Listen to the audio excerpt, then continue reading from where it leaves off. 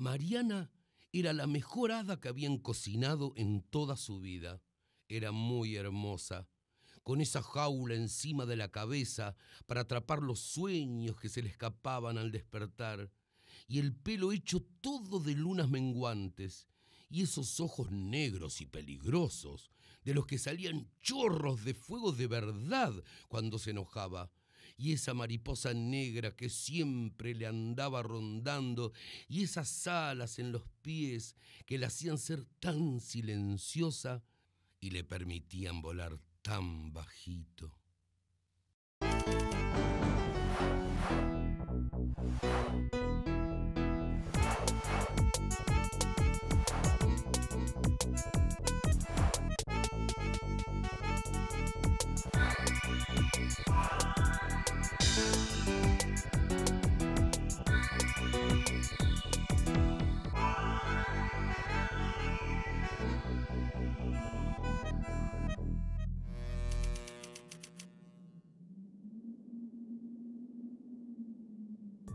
Graciela Montes nació el 18 de marzo de 1947 en Buenos Aires y se crió en el barrio de Florida. Se recibió de profesora en letras en la Universidad de Buenos Aires y durante más de 20 años trabajó en el Centro Editor de América Latina. Escribió muchos libros de ficción para niños, cuentos y novelas. Algunos fueron traducidos al italiano, al portugués y al alemán, uno al catalán y uno al griego, y varios recibieron premios importantes. Siempre que puede, contribuye en la formación de grupos y redes solidarias alrededor de la literatura para niños y jóvenes. Aprendí a leer muy chica, sola, no sé, a los 4 años ya leía, y una familia como era antes. Yo soy del año 47, en ese tiempo mis padres, como muchos otros padres, tenían una enorme fe en la lectura. Ellos también leían y y creían en la educación, es decir, todo lo que se gastaba en libros, en educación. Nosotros vivíamos en una casa alquilada, pero no teníamos casa propia, pero biblioteca teníamos, y era muy importante eso, muy valioso. Los sábados a la mañana mi papá iba al kiosco. No sé, yo vivía en el barrio de Florida, en Vicente López, un barrio que no tiene librerías, pero en el kiosco de la estación se vendían libros y me iba a comprar uno todos los sábados, que yo generalmente devoraba ese sábado mismo. Y eso marcó mucho mi vínculo con la lectura. Como escritora empecé muchísimo después. De algún modo uno se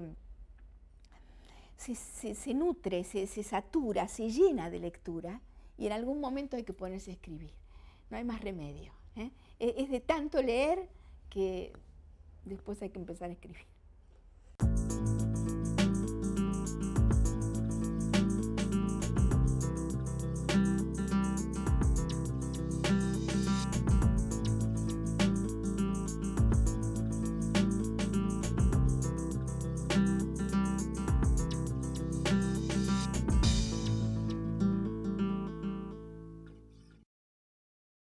Yo trabajaba en el Centro Editor, trabajé muchos años allí, trabajaba corrigiendo pruebas de imprenta y siendo era secretaria de redacción de Siglo Mundo. Y bueno, en ese momento empezó a salir esta colección de libros para niños que se llamaban Los Cuentos del Chiribitil.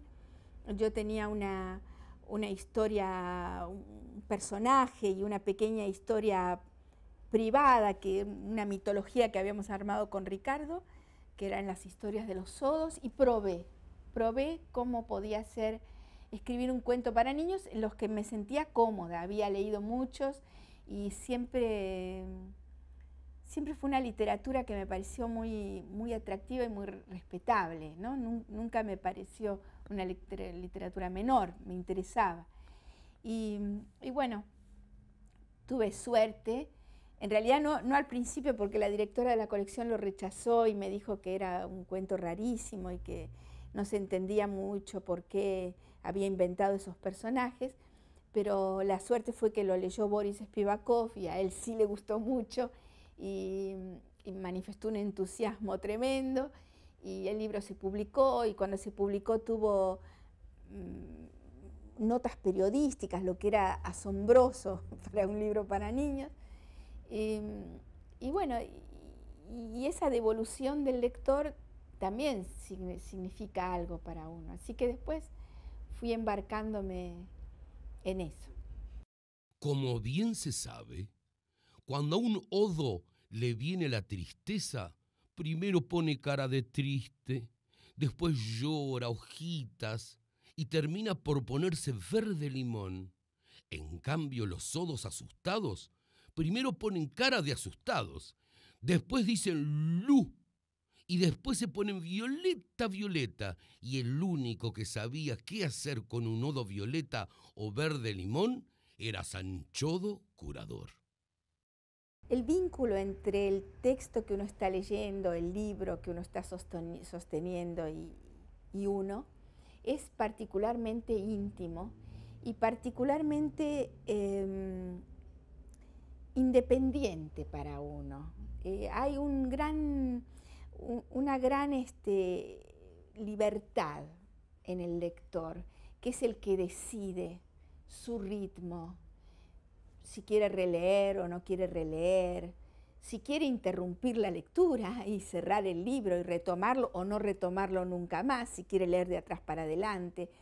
Hay algo de igualdad, digamos, de libertad y de igualdad en la lectura, que es muy difícil encontrar en otras formas, como por ejemplo en los medios de comunicación masiva, ¿no es cierto?, donde uno tiene un papel más sumiso. Y esa intimidad, ¿no?, ese ámbito, eso sí lo recuerdo desde chica, como sentirme que estoy en mi casa y que hay de algún modo algo que me rodea y me acoge. Hay un aspecto de la lectura que es de viaje, de alguna manera, es de irse, pero también es de volver, es decir, es de irse y es de entrar al centro de las cuestiones y al centro de uno mismo. Hay un espacio propio de la lectura, eso sin duda es así. Y eso para mí ha sido siempre grato, ha sido bueno, pero insisto en que no es solamente lo evasivo de la lectura, sino también lo fuerte, lo libre, en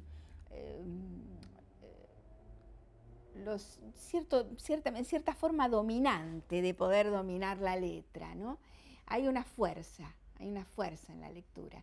A los lectores en general no se los lleva de las narices, ¿no? Los lectores son personas contestatarias.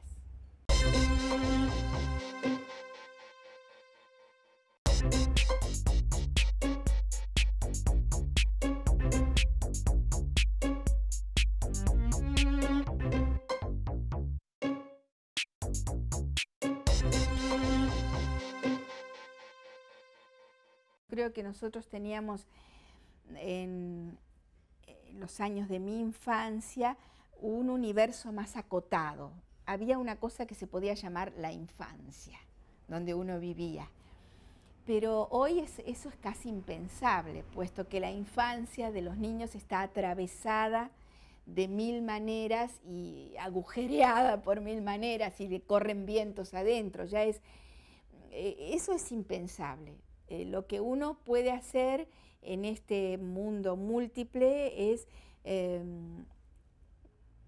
fortalecer tal vez más al niño en su independencia y en su búsqueda. Uno no me parece que sirva de nada aislarlo, es decir, tratar de envolverlo en alguna cápsula, pero uno sí puede darle herramientas y darle un poder de alguna manera, el poder de pensar con su propia cabeza, por ejemplo.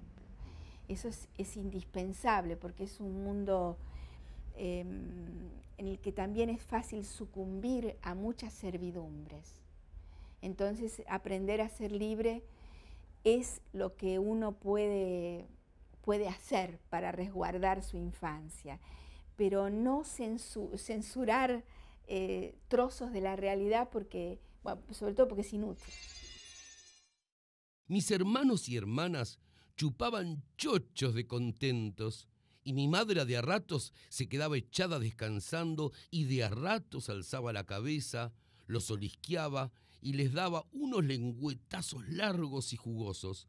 La pobre no sabía contar, se ve, porque insistía en empujarme a mí también contra el montón de hijos que tenía ahí abajo, sin darse cuenta que yo era el número 11 y que por lo tanto le sobraba un hijo o le faltaba una teta, que más o menos viene a ser lo mismo.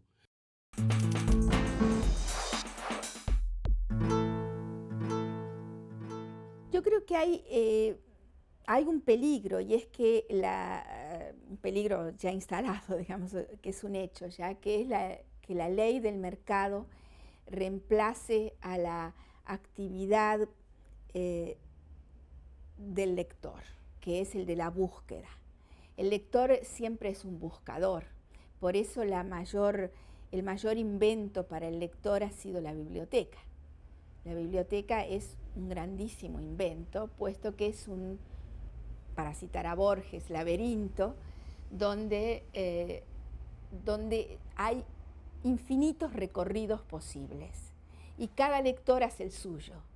Así es una biblioteca, y así se arma un lector, haciendo recorridos. Si el mercado, en su afán de lucro y de concentración, porque el gran negocio para el mercado no es vender muchos títulos variados, sino muchos ejemplares del mismo título, digamos, eso ya sabemos. O sea, la disciplina que impone el mercado tiende a reducir los recorridos, a hacerlos previsibles, a achicarlos, a acortarlos, a volverlos dogmáticos, obligatorios, ¿no? Y eso le quita al lector libertad, posibilidades, margen. Entonces eso sí es peligroso, y bueno, eso es lo que uno debería pelear por seguir, digamos, conservando, que es esa autonomía del lector, la búsqueda autónoma. Y para eso en educación hay que contrarrestar eso. O sea, si el mercado disciplina y le obliga a uno a ciertos recorridos, la educación tendría que estar funcionando alternativamente como el lugar donde se le ofrecen laberintos, muchos.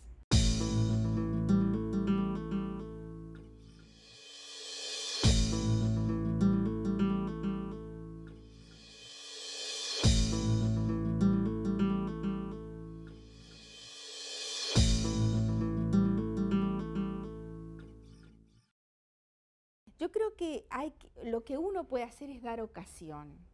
Si uno es un lector, si ese padre o madre preocupada es un lector, puede hablarle de los libros a los chicos, puede contarle, qué sé yo, los hermanos Karamazov, por decir, y decirle hasta qué punto puede ser interesante leer eso. Se le puede acercar un texto, se puede, en fin, se pueden abrir puertas y ventanas. No se puede obligar a nadie a leer, y lo que no se puede hacer es despreciar lo que esos chicos hacen por la lectura. Por ejemplo, yo no desprecio en absoluto los mensajes de texto. Soy torpe, terriblemente torpe enviando mensajes de texto. Cualquier joven es muchísimo más hábil que yo, y a veces me sorprende y me divierte el modo en que reducen las palabras y construyen de algún modo otro lenguaje. Hay una cuestión que se la escuché a Emilia Ferreiro, varias veces hablamos de eso, que a ella le parece una cosa que hay que recordar, y es que cuando se escribían los manuscritos viejos, el siglo X, el siglo XI, el siglo XII, se usaban constantemente se acortaban las palabras, a veces se las citaba con solamente una letra, porque el papel era un insumo carísimo, el trabajo del escritor era un insumo carísimo, Y entonces están cifrados esos textos. Entonces, que hoy se use de vuelta, de algún modo, alguno de esos, me parece interesantísimo. No sé si es la opinión oficial. A mí me interesa.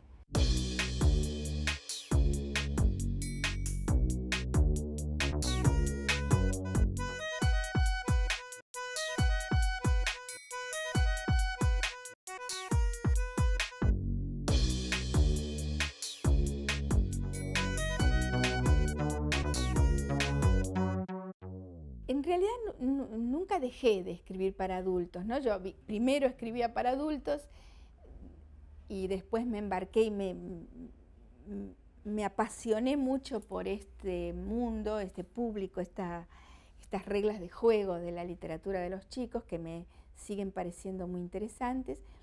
Y en un momento dado sentí que otra vez tenía que ir a otros lugares, a otros territorios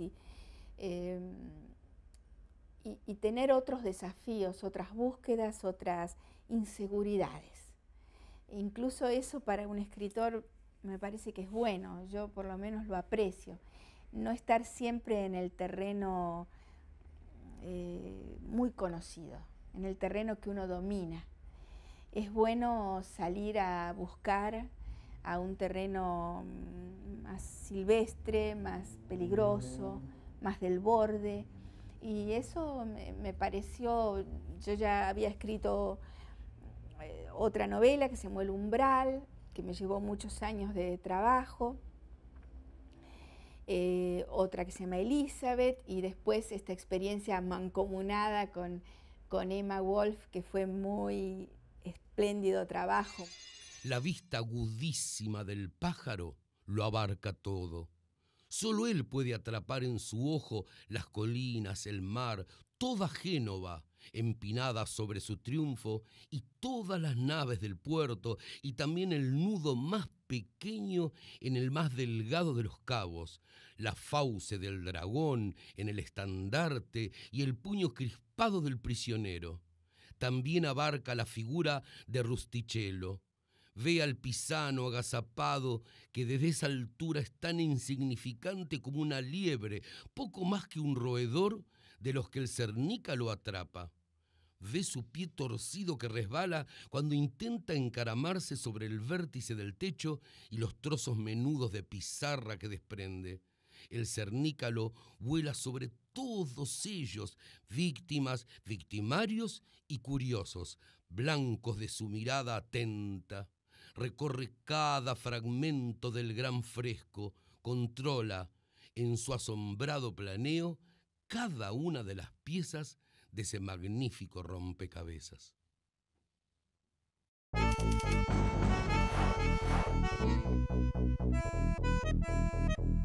Uno es el mismo escritor y tiene sus mismas posibilidades, ¿no? Pero hay para mí una cuestión, y es que cuando uno escribe para niños está más confiado, tiene más confianza en que va a poder escribir. Y de alguna manera hay una cierta alegría, por decir una palabra, ¿no? Una especie de frescura y de sencillez, ¿no?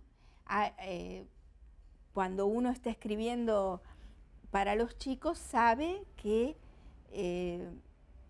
trabaja en un territorio sencillo, pero no menor ni menos profundo, pero sencillo. Entonces tiene que ser económico, tiene que ser muy concreto, muy fuerte, de imágenes muy fuertes. Con los chicos se aprende a no divagar, porque no se puede divagar en un cuento para niños, sería un fracaso, porque los lectores son lábiles, abandonarían el cuento rápidamente.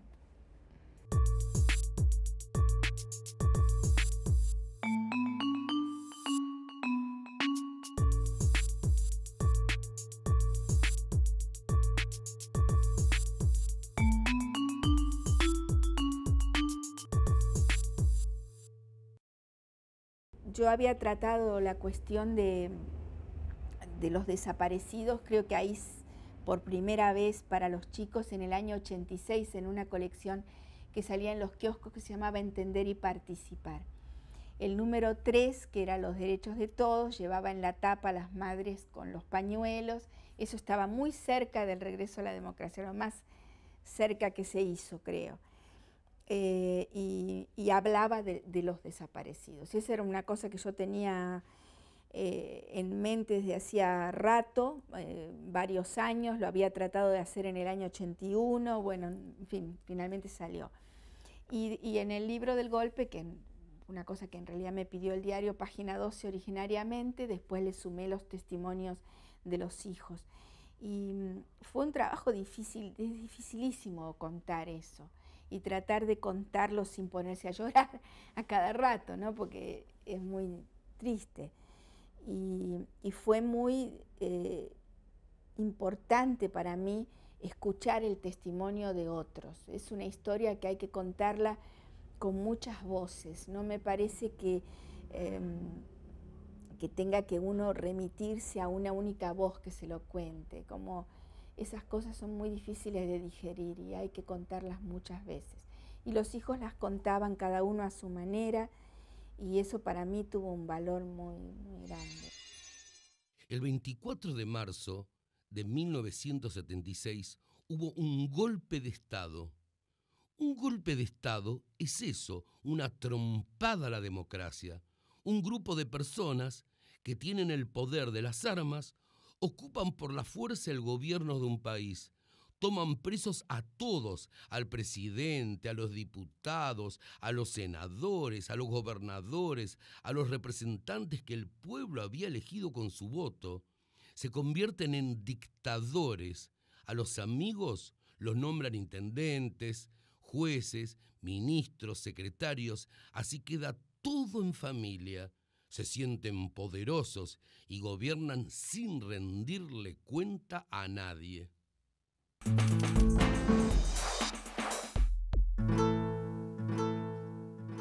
Tengo mis rutinas, más o menos. No soy una persona fanática de la rutina.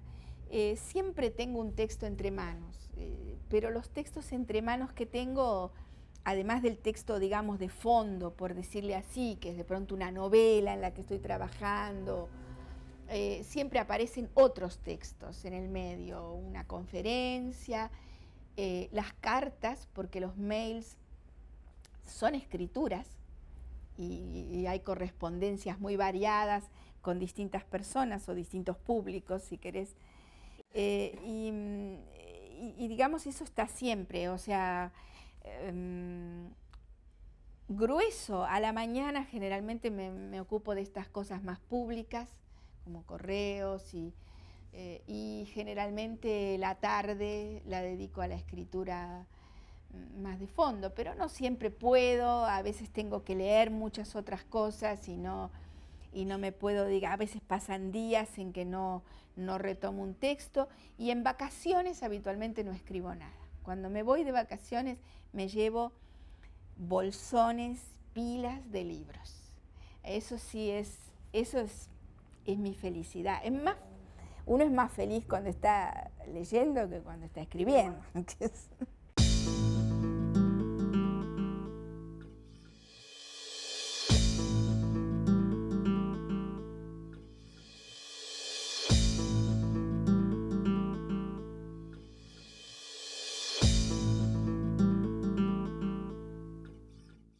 Yo tengo una imagen a la que vuelvo una y otra vez, que siento que es bastante central.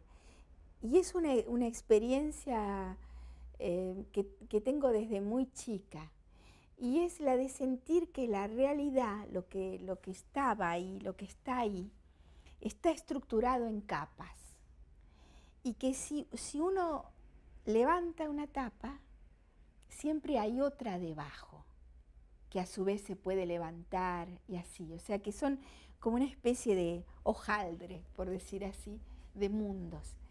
Y esa cuestión de destapar y de ver las otras realidades, me parece que tiene que ver por lo menos con mis locuras, ¿no es cierto?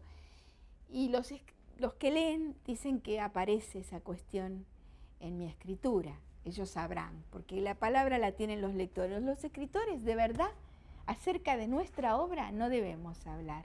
Ni nos corresponde ni sabemos nada. De lo que uno escribió tienen que hablar los lectores.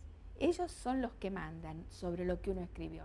El trabajo de uno se terminó cuando uno terminó su escritura. Como lector uno puede ser a veces un pobre lector de su propia escritura. Muchas veces pasa.